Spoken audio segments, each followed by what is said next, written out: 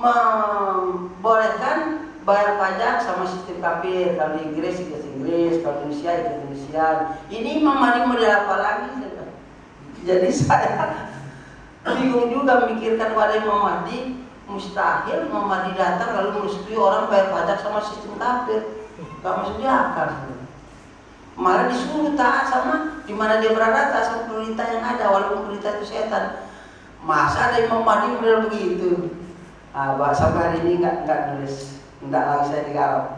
Tadinya saya jawab pelan, digarap terus. Baru saya jawab begitu, udah nggak ada garap lagi, nggak ada lagi masuk. Ya modelnya manusia itu begitu. Iya. Nanti kalau saya cerita sejujur-jujur nanti bisa saya bilang Imam Mahdi juga nanti. Kita mati selama masih hancur lah Imam Mahdi. Masih Dajjalnya menang, bagaimana itu? Wah, saya repot itu. Alhamdulillah, jadi ternyata tidak ada sistem yang sudah kita urut dari sejarah segala macam, memang hanya khilafah. Itulah yang disebut dalam itu. Maka faintana satu fisai farudil rasul. Kalau bukan farudil rasul, bukan dalam itu. Masa atillah wa rasulullah wal minkum faintana fisai farudil ilal pancasila 45 masa. Jadi tidak mungkin seperti itu kan. Nah, inilah Islam dengan iman, lalu pemerataannya kepada umat. Tidak ada umat yang berkumpul kecuali harus ada pemimpin. Walaupun umat itu kecil. Saya suka mencontohkan umat tukang masak, pengantin saja. Kata tuan rumahnya, tolong besok walimatul ures, siapa yang bisa masak? Ibu-ibu angkat tangan, ada 15 orang atau 20 orang tukang masak, ahli semua, ahli masak semua. Ya diharapkan besok kita akan walimatul urus, kira-kira kita mengundang 500 sampai 1000 orang lah untuk hadir, siapkan makanannya. Siap ibu masak? Wah, ahli masak semua siap. Ya sudah diharapkan masak untuk kemampuan masing-masing. Ya bubar, harus ada pimpinnya nggak?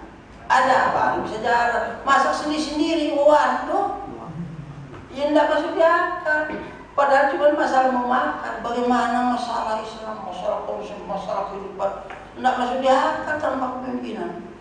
Jadi orang yang tidak punya kepemimpinan itu memang sebenarnya akalnya nggak jalan gitu. Bagaimana? Padahal dia tidak gila, tapi sebenarnya nggak cocok.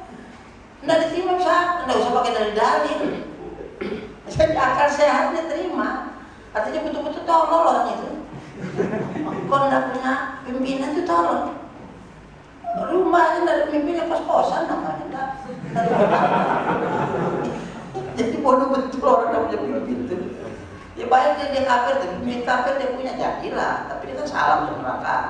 Tapi kan artinya masih jalan akalnya, walaupun imannya salah. Lah kalau dia sudah ngaku beriman, pemimpin Islam memang tolol itu luar biasa. Artinya doliman jauh lagi itu top itu. Nah inilah yang sekarang kita jalani. Nah, insyaallah waktu ya boleh juga satu ini. Sebab ya barangkali nanti ada pertanyaan ya. Nah, jadi begitulah judul tadi ya. Jadi tidak bisa lepas salah satu sedikit salah. Harus semuanya komplit dan itu berdasarkan niat. Tidak ada yang tidak disengaja ibadah itu. Harus sengaja sadar. Maka orang tidak sadar tidak diterima ibadah. Kalau tandanya bahwa kita sengaja ibadah, harapannya apa? Supaya dibalas Allah. Nah, kalau harapan Allah, tandanya ada Allah di sini. Kalau tidak ada berarti salah kita. Bismillahirrahmanirrahim. Ada Allahnya enggak? Tidak ada, berarti itu tidak terima. Kalau kita berharap harus ada yang itu ada di sini. Kalau nggak ada berarti tidak ada. Harus diulang. Kita tidur pakai Bismillahirrahmanirrahim. Banyak cara yang itu salah satu yang paling pendek, yang paling banyak. Sudah yang pendek aja Bismillahirrahmanirrahim. Ada Allahnya tidak ada berarti tidak terima. Itu tandanya. Sebab Allah membuat hati manusia ini, baik laki, baik perempuan, baik kafir, mau musyrik, mau munafik, mau beriman, pokoknya hati manusia yang ada di sebelah kanan ini, sebelah kiri ya, hati manusia itu daging itu semua makhluk manusia ini, laki, perempuan, kafir, musyrik, munafik, pokoknya hatinya gitulah hatinya. Kalau keluar dari isi hatinya, mesti apa yang keluar dari hati langsung ada di hatinya. Oh, saya butuh pesawat terbang yang sayapnya 100, langsung pasti terbang 100 ada di hatinya. Saya butuh pasangan Allah, langsung Allah ada. Saya butuh buah yang itu, kurma yang dari Turki, langsung kepada Turki ada. Pokoknya hati itu begitu sama. Jadi kalau nggak ada di sini berarti tidak diterima Allah. Kalau tidak ada Allahnya, itu tandanya. Karena saya sering sudah baca sebenarnya dari Bismillah tadi. Tapi baru saya pikir, kok kayak nggak mantap, terpaksa saya tambah lagi Bismillah sebelum lewat. Kadang-kadang kita ragu. Nah kalau ragu kita paksa diulang. Kalau mantap dari awal kita mantap sampai selesai barokah ya, gitu. Maka dengan Bismillah barokah. Tapi kalau Bismillah belum beo lain lagi. Bismillah belum beo Allah jadi gimana ya, nggak ada Allahnya. Banyak orang jadi Bismillah belum beo. Itulah, lebih kurang mohon maaf. Mudah-mudahan nanti kita bisa beribadah dengan baik atas rahmat Allah, atas kemampuan kita nggak mampu. La haula wala quwwata illa billah. Nggak mampu. Kalau kita percaya pada diri, guys, nggak bisa. Apapun yang kita lakukan tidak karena percaya pada diri, enggak. Kita menuntut kebenaran, minta tolong kepada Allah, baru kita. Tenaga kita katakan, ditolong Allah, kasih kita tenaga. Pikiran yang kita lakukan, tolong Allah, kasih kita. Seperti saya ngomong ini, kalau nggak saya harap Allah, tahu saya, Allah juga tahu bahwa saya tidak mengharapkan masalah. Tahu, saya tahu dari sekarang dan Allah juga tahu. Seperti yang saya tahu, kalau saya mengharapkan Allah, Allah juga tahu, saya juga tahu. Jadi kita kembali pada Allah, udah ngeyel. Kamu kan begini, oh tidak Allah, sudah tahu. Dan kita hidup sudah tahu. Itu aja. Nah, untuk acara selanjutnya, berdoa atas Amin. Assalamualaikum warahmatullahi wabarakatuh. Waalaikumsalam warahmatullahi wabarakatuh. Alhamdulillah, demikianlah tadi pembahasan yang sudah sangat panjang, luas, rinci dari apa yang sudah dijelaskan oleh Oliva tentang persoalan Islam, jamaah dan kepemimpinan ini. Kita yakin semua dari sepanjang pemaparan tadi sudah banyak yang kita catat. Dan kita juga yakin ada mungkin timbul dalam pikiran kita hal-hal yang belum kita pahami, hal-hal yang belum kita mengerti, ingin kita mau bertanya, ya. Dan kita mengharapkan memang harus ada pertanyaan agar terjadi dialog yang interaktif, yang aktif.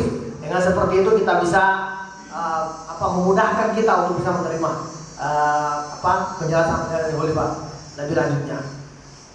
Untuk itu kami mempersingkat waktu kita tidak sampai lagi 1 jam, tinggal 45 menit. Maka kami berikan kesempatan untuk 3 pertanyaan lebih dulu. Silakan angkat tangan. 1, 2, 3. Ya, dipersilakan untuk yang pertama Ustaz Hasan Ahmad. Silakan. Assalamualaikum warahmatullahi wabarakatuh. Waalaikumsalam. Ya, langsung. Tadi Pak menyampaikan bahwa orang yang sudah mengucapkan asyhadu an la ilaha illallah, dia tidak boleh disebut kafir. Tapi ada orang-orang yang kemudian memiliki sifat-sifat kafir. Bagaimana Pak? Misalnya kita di suatu tempat, kemudian kita datang ke suatu masjid. Nah di situ kan kita mau sholat berjamaah. Nah imamnya itu sifat-sifat kafirnya itu dominan. Nah bagaimana kita sholat di belakang orang yang seperti itu? Terima kasih. Lebih panas deh. Oh, itu. Oh iya. Jadi kalau bicara sholat, setiap suatu pelaksanaan hukum ada syarat hukumnya. Sah pelaksanaan suatu ketetapan apabila memenuhi syarat hukumnya. Tidak boleh menilai yang lain. Kalau saum, oh dia itu tadi main judi, entah ada hubungan saum dengan judi. Jadi saum ya saum, syarat hukumnya sah, dia terima. Ya judi lain lagi ceritanya. Jadi kalau sholat syarat rukunnya penuh, diterima oleh Allah enggak? Ya enggak diterima. Pokoknya dia fawailul musholin kenanya. Dia termakan Mesir, bacaannya enak, fasih hurufnya. terus dia sholat, wah cocok lagi dia jadi imam tuh. Lalu dia sholat dengan bacaan panjang dan fasih dan senang suaranya, enak. Tapi dia fawailul musallin karena yura'un, karena minta puji. Itu tidak ada urusan dia mah. Urusan kita sholatnya benar, bacaannya benar, rukunya tidak belok kiri tapi lurus dia jadi. Soal dia lain lagi. Jadi kita tidak boleh, wah dia tuh banyak dosa, emang besok dosa dan dosa, sholatnya benar tidak. Maka sholatnya walaupun takut Mesir kayak tapi pindah bahwa kena fawailul musallin yang nggak ada urusan sama kita. Karena penilaiannya sholat, saum ya saum, judi ya judi bagiannya. Tapi memang orang sholat banyak maksiat itu biasa dari zaman dulu juga. Bukan sekarang aja, cuman ya dia rugi.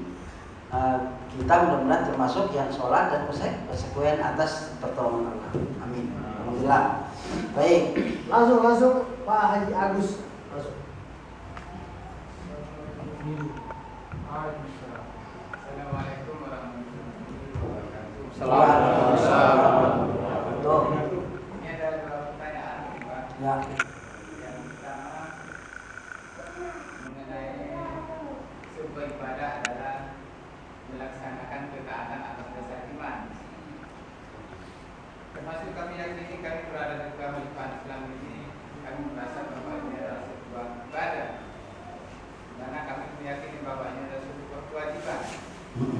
Akan tetapi ada kalanya sebagian orang mengikut khilafah muslimin ini, dia berbaiat tidak dasar itu, akan tetapi atas dasar-dasar yang lain, mungkin atas dasar persatuan yang pokok atau atas dasar yang lain dan tidak atas dasar iman.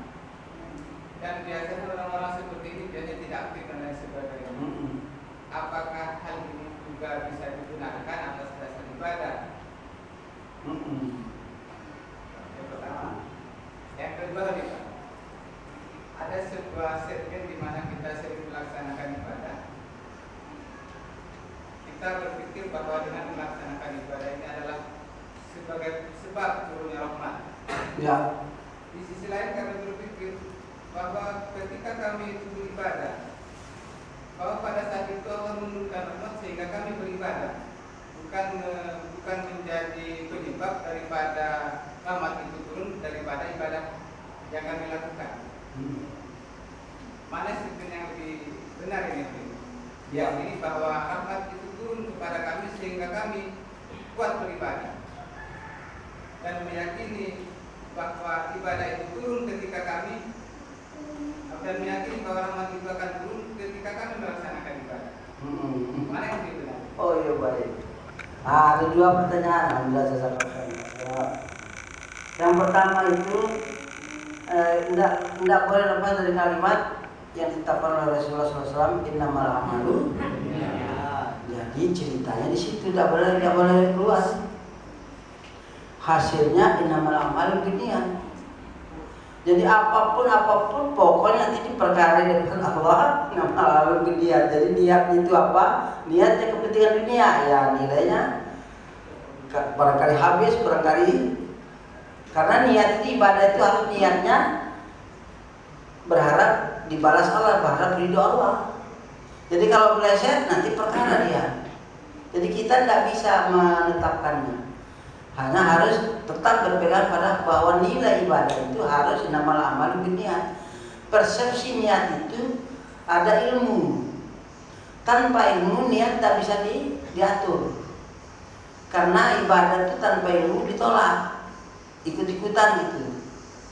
Jadi tidak berproses niatnya tidak ada tanpa ilmu. Ya, pokoknya ikut-ikut saja itu tidak diterima. Harus dengan ilmu. Maka ilmu itu bukan untuk mendapatkan hidayah, bukan. Ilmu itu tidak, karena dia ilmunya banyak maka hidayahnya banyak. Enggak ada urusannya dengan ilmu hidayah itu. Kalau Abu Jahal pintar sekali, pemimpin Quraisy, pahri syair, ngerti sebelum bahasa Arab. Abu Lahab, Muhammad itu penaan berlah itu, dia ummi, nggak ngerti apa-apa. Dia tidak bisa itu kalimatnya itu disusun seperti itu. Muhammad tidak punya kemampuan itu betul-betul dari Allah itu. Katanya pamannya itu, katanya Jahal apa itu. Betul mana bisa mama tidak tahu dari kecil dia itu nggak bisa apa-apa. Nyusun kalimat ini boy nggak bisa kita aja mau nanti nggak bisa. Padahal pemimpin Quraisy 20 tahun ahli syair ahli segala nggak bisa. Ya, apalagi Muhammad katanya. Itu betul dari Tuhan. Ditanya sama temannya, kok kamu nggak ikut? Kalau kamu yakin itu dari Tuhan, ya lain lagi. Anak bisa, tidak bisa katanya. Ya lain lagi sesuatu ada nama saya gitu. Itu sebab bukan karena ilmu. Firaun yang maksud Tuhan hebat kan, jenius dia tidak bukan orang bodoh, tapi itu orang sihir dapat hidayah. Jadi hidayah itu betul-betul anugerah Allah yang mahal sekali. Sehingga untuk mempertahankan hidayah itu nyawa disabung. Adapun ilmu untuk apa? Kalau bukan untuk memperbanyak hidayah, bukan. Ilmu itu untuk meningkatkan derajat amal orang itu. Maka yang fa'il ladina amanu minkum waladina utul ilma derajat untuk meningkatkan derajat orang itu.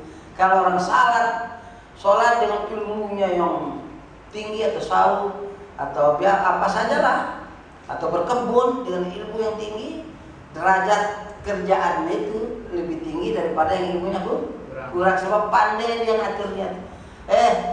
Kita kalau kamu pergi jangkau kebun itu niat ibadah ya, tapi dia kurang pintar. Bagaimana ya ibadah? Bagaimana ibadah ini? Bingung dia, tidak ada ilmu. Kalau ada ilmunya dia pintar, dia buat itu sehingga dia lapor pada Allah itu sesuai ilmunya. Ya Allah, mudah-mudahan pertanyaan saya ini benar. Saya taruh bismillah, nanti saya biaya anak saya akan melaksanakan pelindungan hasil pertanyaan saya. Bismillahirrahmanirrahim. Oh itu ibadah tertinggi, tapi kalau ya mudah-mudahan bisa besar kali masjid. Barangkali itu ya menurut ilmunya. Derajat amal itu menurut ilmu, bukan hidayah itu berdasarkan ilmu. Mana orang Jahal lah pintar, Fir'aun pintar dan tukang sihir. Ilmu sekedar yakin ditambah meningkatnya keyakinan tadi yang sedikit itu ditambah dengan amal.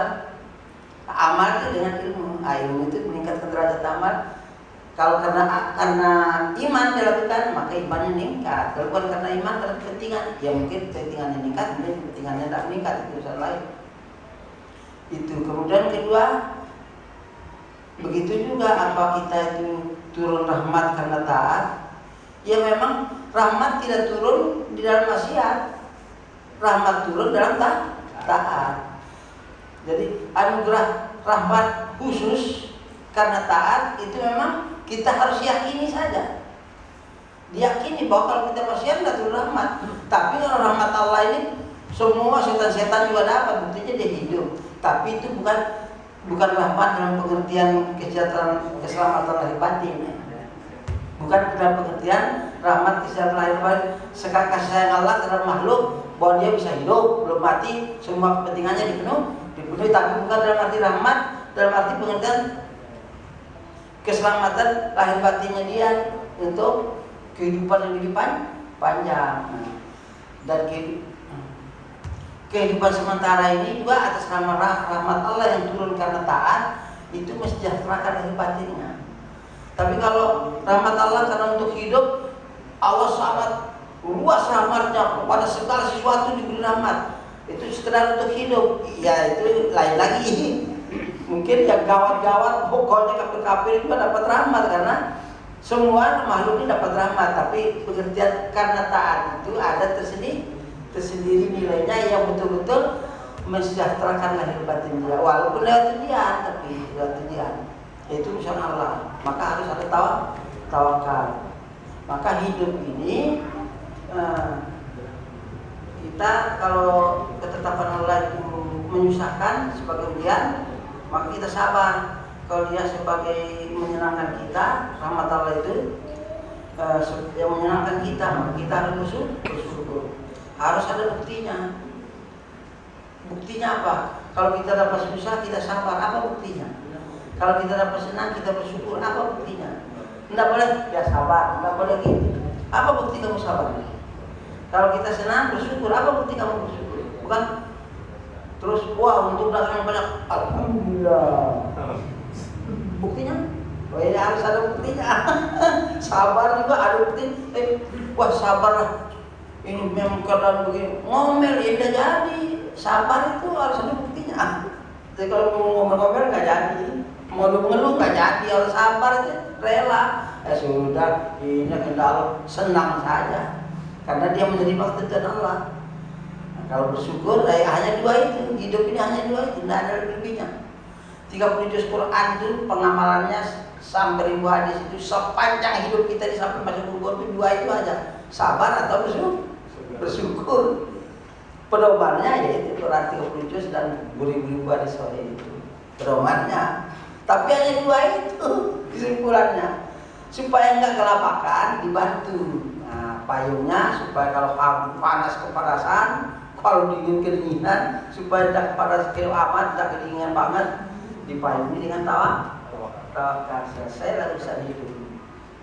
Maka wa may yattaqilla ja'ala makhraja wa yarzuqhu min syururi wa may yatawakkal 'ala Allah fa huwa innallaha balighu amrihi qad ja'ala lahu rizqan. Surat At-Talaq ya itu sudah.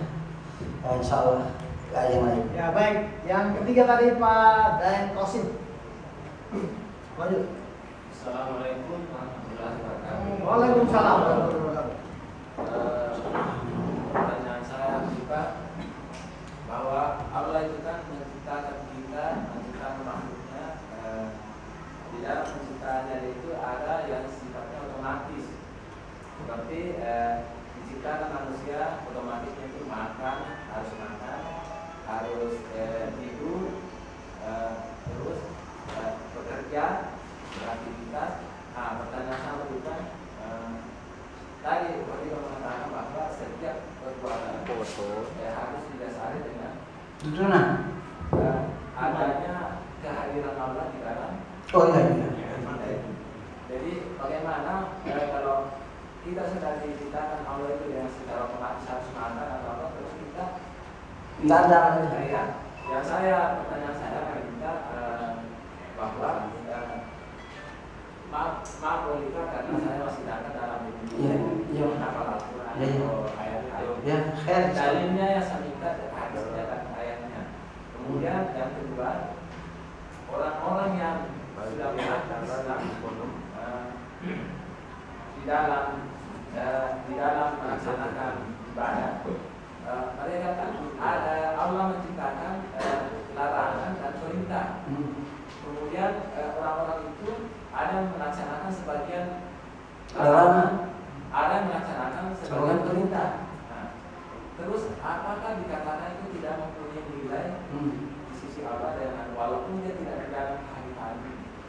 Nah, itu pertanyaan saya dulu. Terima kasih atas jawabannya. Iya, itu bagus. Bagaimana ya? Kan otomatis orang hidup tuh ada yang makan, ada yang minum, berusaha, kan otomatis. Di antara yang minum, yang makan, yang berusaha itu ada orang yang melaksanakan ibadat, ada orang yang tidak melaksanakan ibadat, tapi makan minum juga kan? Kira-kira dapat pahala nggak orang makan minum tuh kalau bukan melaksanakan ibadat? Yang nggak dapat, karena yang disuruh hidup ini untuk ibadah. Dalilnya kan jelas. Wa ma khalaqtul jinna wal insa illa liya'budun. Dia tidak beribadah, cuma makan minum, ya sama dengan meong. Tapi kan dia tidak beribadah, karena tidak ada Allahnya bagi dia kan, tidak ada imannya. Tuh, itu dalil sudah. Jadi kemudian banyak lagi dalil yang melawan ini kan. Semua harus dengan sadar. Otomatis, ada nggak ibadah otomatis? Nggak ada dalilnya masalah otomatis. Akal nggak jalan, ya habis. Orang gila juga bisa makan, bisa minum, walaupun di tong sampah. Apa itu? Tapi dia bapak ibunya Islam juga, ya nggak ada niatnya ibadah, nggak bisa. Karena innamal a'malu berniat, ya Qurannya jelas, hadisnya jelas, ya nggak bisa asal-asalan, nggak bisa. Jadi ibadah otomatis tidak ada. Satu tadi ya, harus kembali ke situ. Kalau bukan karena niatnya tidak ada nilainya, apapun dia lakukan, saat tidur saat berak-beraknya. Kalau dengan niat mandi dia, apa niat kamu mandi? Biar bersih badan saya. Orang kafir juga bersih badan. Tapi kalau diniatkan ibadah. Mandi menurut Rasulullah, bagaimana mandi menurut Islam? Praktek, dapat tuh. Tapi kalau pokoknya bersih badan, ya orang kafir bisa, tidak dinilai. Maaf ngomong berak-beraknya orang itu kalau udah pakai ajaran Islam beraknya, tidak dinilainya. Tapi otomatis kalau sakit perut berak. Oh dikerik aja kalau sakit perut berak. Tapi kan diambil itu. Jadi kemudian kedua, jadi secara rasional dan dalil sudah jelas ya. Kemudian yang kedua tadi tentang apa tadi? Orang yang tidak berkhilafah. Orang tidak berkhilafah. Beramal tapi tidak berkhilafah, berarti dia tidak punya amri. Maka kata Nabi, man mata wala safun dikuhi bayah mata mitatan jahiliyah. Kalau dari Qurannya jelas lagi, atiullah wa rasul wa amri minkum, katanya Allah.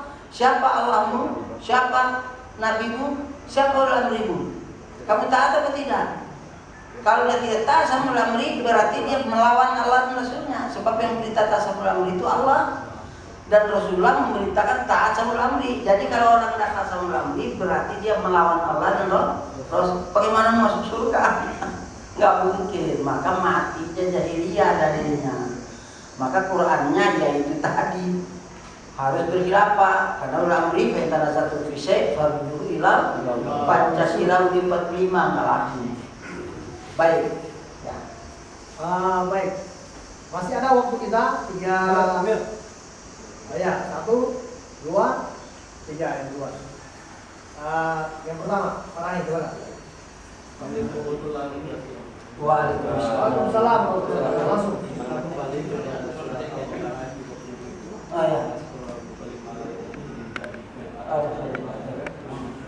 Bahwa kodrat kita sebagai manusia ini sesuai kan khalifah. Ya.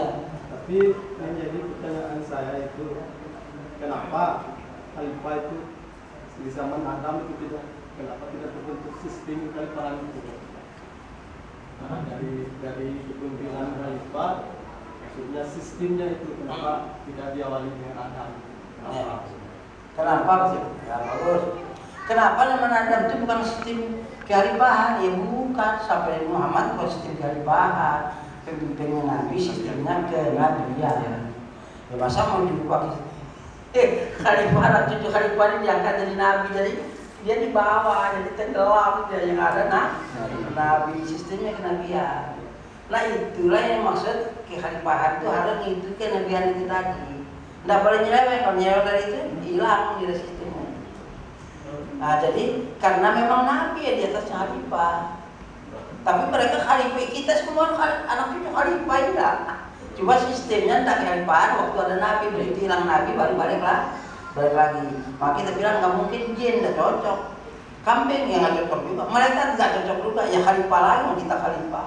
Maka karena bukan Allah yang angkatnya secara dohir, tidak Allah secara dohir, kita disuruh kerjasama memilihnya. Maka dikasih tahu oleh Islam itu syaratnya gini. Nanti ada yang benar dan tidak benar, tapi ketentuan Allah tetap berlaku di luar kenyataan manusia. Sebab Allah senantiasa punya ketetapan kapan dunia diciptakan, apa prosesnya sampai kiamat sudah ada di tangan Allah. Jadi berapa miliar triliun tahun kiamat bumi diciptakan, kapan terjadi meledak gunung, banjir laut, apa saja sudah ada kiamat, sudah diketahui Allah semua. Jadi kita bergerak di dalam itu untuk cari muka Allah aja. Di dalam melewati proses itu kan kita cari muka aja sama Allah. Cari muka sama Allah itu mempraktekkan ajaran Allah, nilai ibadah itu tadi. Jadi tidak dipraktek sistem khilafah karena ada nabinya. Kalau habis nabinya Pak, ya. Terima kasih pada Pak Rahim, jawabannya sudah cepat. Yang kedua, Selamat Fadli. Assalamualaikum warahmatullahi wabarakatuh. Waalaikumsalam.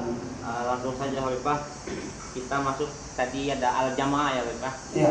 Dan di dalam konsep al-jamaah yang telah dimaklumatkan oleh Khalifah bahwa jamaah itu akan memutuskan sesuatu perkara melalui musyawarah yang terbuka. Itu dalam bintang 1 ya Khalifah. Nah, sekarang dalam seluruh kehidupan ini sudah bertahun-tahun melaksanakan musyawarah Khalifah terhadap keputusan apapun itu diambil dalam musyawarah dan alhamdulillah sudah berjalan. Yang pertanyaan anak, siapa yang berhak mengubah hasil musyawarah itu Khalifah? Dan bagaimana cara merubah hasil musyawarah itu? sehingga menjadi satu keputusan yang sudah dimusyawarahkan terus berubah. Ya. Siapa yang berhak dan bagaimana merubahnya? Demikian Pak. Baik, kalau hasil musyawarah itu di dalam musyawarah tidak ada sam'an wa ta'atan. Ya. Dalam musyawarah tidak ada sam'an wa ta'atan. Bebas menentang, dia setuju, mau setuju boleh, bukan bebas. Begitu tak keputusan musyawarah, turun samina wa ta'ana. Belum ada vonis ketetapan, bebas. Jangan sampai kreativitas umat pokoknya sampai otonom saja, nggak bisa. Umat berkreatif, pikiran macam-macam, kepentingan macam-macam, keadaan macam-macam, harus bebas. Jangan pakai kalimat sampai otonom.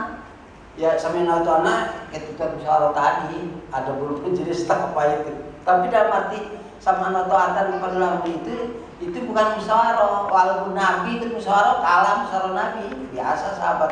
Menurut saya Rasulullah begini-begini, turun ayat membenarkan pendapat sahabat. Karena musyawarah itu keputusannya baru harus ditaati. Jadi begitu keputusan tim ya, nah, terus kita jalan nih. Begitu jalan diputuskan. Apa putusnya? Harus begini, sambil nonton. Itu berlaku enggak kalau ulama ini menyatakan oh tidak boleh? Berlaku enggak?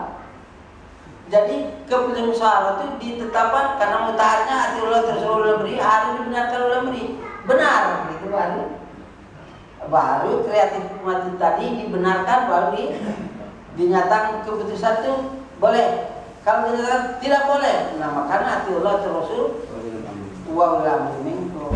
Jadi yang bisa menentukan sampai nawatona tadi bisa dirubah dengan ketetapan ulama. Kalau ketetapan musyawarah di tempatnya sendiri, kalau musyawarah wilayah mau dirubah, ulamrinya nggak ikut campur kebijaksanaan kebijaksanaan wilayah, ya biar saja.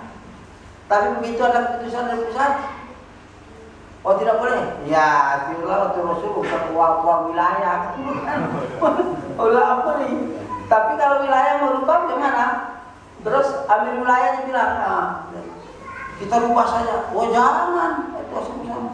Nggak bisa dirubah dia bukan menetapkan keputusan. Kalau mau dirubah, kalau udah kayak ulaminya langsung, kalau zaman Nabi ke nabinya langsung, ya musyawarah lagi. Nggak boleh diputuskan tanpa musyawarah. Itu hasil musyawarah yang diterima dalam wilayah tadi. Lalu kalau berubah orang berwilayah ya dengan musyawarah lagi. Jadi yang bisa hanya ulama langsung. Kalau zaman Nabi ya nabinya yang masuk. Kalau memang tidak sesuai dengan artinya ayat yang dibaca oleh musyawarah ini, ayat surat ini, sementara ulamanya baca kenyataan wah bukan ayat ini, terpaksa dinyatakan supaya berubah. Maka tidak boleh tidak sampai otonom ulama itu kamu cocok, oh tidak cocok.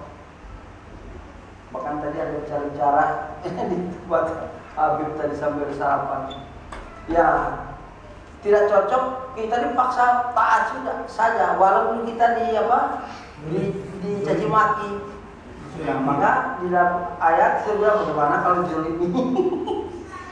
Tidak diopek kata Abin Daulat tadi. Kita lihat khalifah itu tidak open sama kita dianggap remeh, nggak open. Wah itu paling berat sekali. Saya nyambung lagi tadi. Apalagi kalau dizalimi gimana? Waduh, apalagi dizalimi. Tapi kata hari dizalimi juga taat saja lah itu. Karena tanggung jawabnya sendiri. Umat sebenarnya enak, saya sudah lama mengumumkan siapa yang mengganti ini. Sebab bingung. Ini berat sekali, tapi tidak ada yang mau itu. Masa 2 tahun keliling dari ujung ke ujung, yang bilang mujahid, yang bilang dakwah, yang bilang majelis ulama, di Parani semua nggak ada yang mau. Yang bilang NII, pemimpin MI yang mengaku imam di Parani teken, nggak mau. Sehingga terpaksa, saya terpaksa menaikkannya. Maka ya sudah, kalau kalian sudah kapok semua, sudah tidak mungkin lagi tulis sementara bukan beraja. Ini udah awalnya gitu. Karena saya mau menghindar nggak bisa. Saya menghindar bertahun-tahun, bukan 10-20 hari, sebulan 2 bulan, bukan bertahun-tahun saya menghindar. Nggak bisa. Nah terpaksa lah gitu. Karena nggak bisa lagi dihindari. Padahal dunia ini nggak ada, sekian nggak ada yang berani ngomong. Karena pendapat ini, pendapat macam-macam lah tafsirnya. Pokoknya nggak ada. Jadi saya terpaksa lah. Karena ya begitu. Jadi harus itu musyawarah, harus musyawarah nggak boleh. Tapi kalau ulah beri ya sudahlah. Aku belum buat dah. Katanya mau berangkat naik gunung, masih musyawarah. Tahu-tahu ada telepon beri berangkat ke laut, ya ke laut berangkatnya bukan ke gunung. Terima kasih. Pak Suryadin yang 3 terakhir. Silakan. Assalamualaikum warahmatullahi wabarakatuh. Waalaikumsalam warahmatullahi wabarakatuh. Pertanyaan saya, Pak, bagaimana kita bersikap kepada togut yang baik hati dengan kita? Iya. Jangan-jangan karena baik hatinya dia, kita jadi tidak berani ngomong kebenaran kepada dia. Bagaimana kita bersikap? Oh ya baik. Kepada apa tadi? Togut. Kepada togut yang anti kepada kita saja kita berani ngomong, apalagi yang baik hati kan? Mestinya wah kebetulan baik hati kesempatan ngomong. Maka yang anti pun kita tidak boleh takut. Nabi itu yang diajak membela Nabi itu orang kafir. Orang yang membunuh Nabi itu pedangnya terbunuh. Mana Nabi yang nama Muhammad mau ke penggal. Begitu ketemu sadar dia jadi pembela Nabi. Bukan orang-orang yang sudah taat dari bujangnya, bukan. Nah kerjaan kita itu, jadi kalau takut berarti imannya belum tingkat. Kalau tak sebab apa? Kita ini mati ataupun baiklah sebelum mati dulu. Nasib dia. Ada waktu kan? Ada. Nasib hidup tuh. Kita lihat. Kita manusia dari Adam. Nabi Adam di antara anak cucu Adam ini khalifah ada yang diangkat Nabi. Nabi itu Nabi diangkat oleh Allah, misinya sama. Anunya, pengawasnya, penuntunnya, semuanya Allah. Udah nggak ada meleset, nama Allah yang tutup. Ada yang dimasukkan sumur, Nabi Yusuf lewat benci saudaranya. Terus nanti diambil oleh penjahat, saudaranya jahat kan, dimasukkan sumur. Diambil oleh penjahat pedagang. Wah, kita dapat untung besar. Untung besar apa? Nama pedagang dijual harga berapa dirham aja. Yang penting dapat untung. Bukan dia bilang, kasihan anak siapa ini? Dari mana asalnya? Bukan itu, namanya orang jahat. Pedagang, tidak ada kemanusiaannya. Tak dapat untung gitu. Jual. Tawaran murah jadi yang penting dapat untung. Dia bukan siapa kamu, namamu siapa, dari mana kamu? Tidak ada bisa diterima penjahat. Dibelilah oleh orang kerajaan kan, ketemu penjahat lagi di situ, sama orang jahat menuduh dia semacam selingkuh dan lain-lain, masuk penjara ketemu siapa? Ketemu orang jahat. Sudah masuk ke dalam penjara jahat, keluar lagi penjahat keluar, gara-gara penjahat sempurna jadi Nabi Yusuf. Yang atur siapa? Tuh. Jadi kita kalau mengatur nasib kita takut dengan segala berani karena kita hitung nasib dunia, itu orang tidak beriman. Nabi Yusuf seperti ada Nabi dikejar mau dinaikkan salib, mau dibunuh. Siapa yang ngatur itu? Allah. Ada Nabi yang wah kalau lahir laki-laki kita bunuh. Pokoknya keliling. Kalau jual pun tengah malam keliling dengar nangis. Kalau ada nangis bayi lihat, kalau laki langsung bunuh, nggak ada masalah. Lahirlah Musa alaihissalam. Waduh, datang sebentar al-wujudnya mati di Musa. Jadi taruh di peti, dialirkan di kali. Perginya kemana? Ke Fir'aun. Kalau kita pikir-pikir kan, kebetulan datang. Siapa yang ngatur? Allah. Percaya apa tidak? Percaya. Takut, dia sudah ngatur nasibnya, yang ditakuti itu. Bukan karena iman, jadi pengecut itu. Kalau dia beriman, tidak takut nasib diatur Allah kok. Hatta dia ngomong kayak apa, kalau tidak ngomong pun masuk penjara aja. Walau dituduh palsu, nggak jadi apa-apa. Yang penting masuk penjara, nasibnya masuk penjara. Kalau nggak masuk penjara atau nggak di penggal lehernya oleh orang yang enggak. Ada Nabi Jarbu itu zatil waktu dia semalai kaud ashabul udud. Ashabul udud utusan Allah jadi penggal masuk itu ketetapan Allah semua. Nasib dunia ini ketetapan Allah. Ada Nabi dari tempat subur ke tempat gersam, tidak ada orang, tidak ada burung di situ, cuman gersam di Mekah itu Nabi Ibrahim. Sudah sampai situ, suruh pergi lagi, tinggalkan anak istrinya, sampai cari. Akhirnya sama-sama kita sekarang. Yang ngatur itu Allah. Jadi kalau kita takut pasti karena kita hitung-hitung nasib dunia, pasti tidak ngatur iman, pasti. Kalau hitung iman tidak ada urusan, karena iman mati hari ini alhamdulillah. Dapat istri kentutnya harum, sekarang aja. Daripada besok kan, kecuali kalau karena iman. Tapi kalau karena iman, paling berani kita. Daripada setahun lagi dengan hari ini. Kalau hari ini kita bisa pengantin di berdari yang keteaknya sambar lemak wangi baunya. Teringat harum, wah ngapain tahun depan, sekarang. Maka ketemu orang satu, kalau dengan lewat lawan orang satu ini kita masuk surga, kemudian kita mati kalau dia masuk surga kita sekarang. Ditunda cuma nggak bisa mati itu kan karena iman kan. Hidup ini nasib nggak bisa kita atur. Nabi aja tidak bisa ngatur nasibnya sendiri, apalagi kita yang benar. Jadi orang pengecut itu imannya nggak beres. Apa sebabnya? Karena dia berhitung nasib dunianya. Padahal nasib dunia itu diatur oleh Allah bukan oleh dia. Itu celakanya setan. Maka jangan bagaimana caranya kita takutin, enggak pakai takut. Jadi caranya bagaimana kita nyampaikan yang hak. Mati kita alhamdulillah, mati yang paling mulia. Jadi tidak pernah rugi orang beriman itu kalau karena iman. Karena matinya saja mati yang paling jempol. Coba bayangkan, lagi mati mikirin, bagaimana ya kita sudah sepakat makan sate pagi-pagi, mati.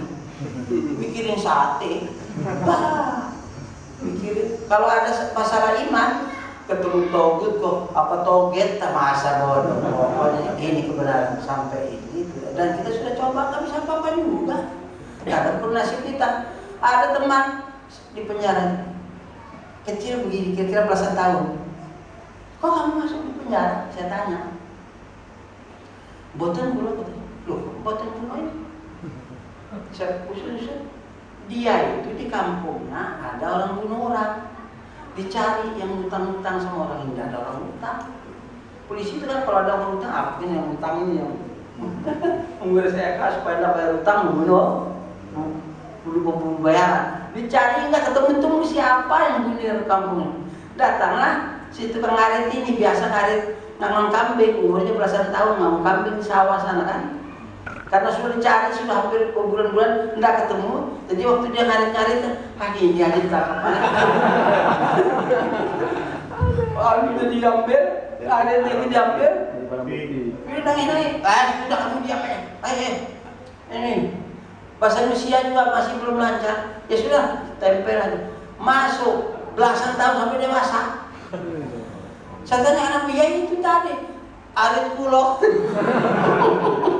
Mana yang bunuh polisinya dari pangkat karena ketemu sudah lama-lama masih ketemu juga hebat kan. Nggak tahu anak kecil. Lah itu nasibnya dia. Tuh ketemu. Ada lagi orang tua. Terus kenapa bapak udah tua masuk penjara ngebunuh orang? Bagaimana ngebunuh orang?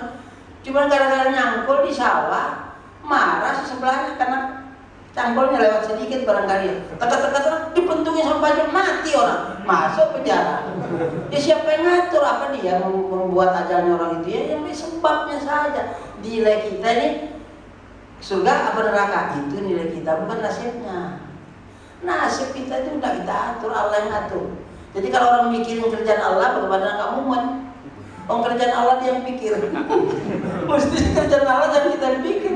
Kerjaan benda Allah aja kita pikir bingung kita. Apa kerjaan Allah? Udah sampai nonton aja. Ada yang begitu. Alhamdulillah, bagus pertanyaannya jadi bisa. Pokoknya ke depan berani mati sekarang lebih bagus dari Ya, 3 pertanyaan terakhir. Terakhir. Ya, terakhir. Sotarif? 8 menit. Salah ya, Satu pertanyaan. Ya, Mansur. Saya masuk lambat kulit. oh tadi ya? Ya. Ini dia kan dari jauh. Assalamualaikum warahmatullahi wabarakatuh. Tadi dalam audio Ustadz ada apa namanya itu, orang yang sudah mengucapkan syahadat itu tidak boleh dikatakan kafir. Ya. Sementara di dalam Al-Quran itu dijelaskan barang siapa yang tidak berhukum dengan hukum Allah itu kafir. Terus banyak sekarang yang jadi gubernur, yang jadi presidennya Islam, Ustaz, tetapi tidak berhukum dengan hukum Allah. Bagaimana ketentuan seperti itu? Hukumnya kita dulu, Ustaz. Gimana, Ustaz? Oh iya Pak. Dalam yakub masalah kafir. Tapi ada juga dalam yakub di masalah dolim. Ada juga fasik. Ya bagaimana ini? Yang mana ini kafirnya? Kalau kafir benaran, dia menolak syahadatain. Tapi barang kiai dilihat jidatnya hitam, kamu menolak syahadatain, enggak, saya pengen masuk surga. Ini tak kafir berarti. Berlari ke satunya lagi, dolim. Ente dolim, ente kan dapat pakai hukum Allah. Soalnya situasi sekarang itu baguslah kita nanti sekarang ini hukum ini dulu, hukum yang diatur ayat dulu, nanti kita menempatkan sesuatu tidak bertempatnya. Hukum Allah dia harus di atas, kita harus di bawah, dolim dia. Tapi dia mengaku Allah itu benar nggak? Benar. Bukan dia, oh Allah kan urusan itu lain, kafir itu nanti. Orang tadi enggak, ya Allah benar, hukum Allah baik, kan gitu. Tapi dia salah menempatkannya, jadi dolim. Tapi fasik. Kau ente ikut-ikut membantu ke tauhid. Kata ente Islam masuk surga. Soalnya kita ini bagaimana kalau tidak ikut kita sengsara lah. Kita kan pengen dapat fasilitas nih. Jadi ayat ini dijual dengan kepentingannya, fasih. Ya harus berlaku semua lah. Jadi jangan pegang satu aja. Tapi kalau kita baca ayat, tidak baca kenyataan dulu, salah kita. Karena ayatnya dibaca dulu kan. Berarti kamu kafir dolim fasik. Lihat dulu orang itu gimana, abang ini ayat yang mana yang kena gitu. Tidak boleh belajar kayak yang saya ceritakan tadi. Gara-gara itu akhirnya ada kacakan, ada masing-masing tuh kalau nggak ada selesainya karena salah caranya. Tapi ini tidak ada tafsir. Ini hasil daripada yaitu rahmat Allah itu. Tidak bisa Islam begitu, maka ada sebut asbabun nuzul, walaupun tidak semua, tapi ada asbabun nuzul. Jadi jangan baca ayat bagaimana menghadapi, bagaimana kita harus menghadapi musuh dalam peperangan. Dibaca, oh bukan situasi perang, situasi ngatain orang sakit, baca perang ini neraka. Jadi ini orang sakit dibaca, kewajiban kita menghadapi orang sakit itu, ini ayat mana yang berlaku gitu, itulah ibadah. Mempraktekkan Islam di seluruh situasi, bukan dibaca-baca ayat untuk praktek, tidak situasinya lain. Ada baik terakhir 8 menit ya. Nah, Ya, masuk. Ya, alhamdulillahirobbilalamin. Demikianlah tadi materi pertama sudah disampaikan oleh Khalifah tentang Islam, jamaah dan kepemimpinan, satu rangkaian yang tidak bisa terpisahkan dalam kehidupan kita di muka bumi ini. Kemudian juga kita sudah memasuki sesi tanya jawab. Ada beberapa sahabat yang sudah menyampaikan pertanyaannya dan juga sudah dijawab oleh Khalifah. Semoga semua apa yang telah disampaikan tadi ya bisa menjadi pertama menjadi tambahan ilmu pengetahuan buat kita. Kemudian yang kedua bisa menjadi motivasi, ya, penyemangat buat kita ya dalam mengemban amanah ini. Sebagaimana tadi Oliva sudah menjabarkan dengan jelas sekali, diawali dengan penciptaan kita, tujuan penciptaan kita dan kaum ini. Kemudian tujuan kita diciptakan, ternyata kita sebuah pemukul amanah. Maka untuk itu mungkin dengan adanya materi yang kita dapat pada hari ini, pagi hari ini bisa menjadi kita modal utama. Ya, modal utama pegangan kita dalam menyampaikan dakwah misi kekhalifahan Islam di tengah masyarakat, terutama tentang persoalan Islam, jamaah dan kepemimpinan ini. Nah, seperti itu. Waktu kita pas, insya Allah. Selanjutnya nanti materi yang kedua dari Khalifah lagi ya. Ya, demikian dari kami untuk materi yang pertama. Mohon maaf atas segala kekurangan. Wabillahi taufiq wal hidayah. Wassalamualaikum warahmatullahi wabarakatuh.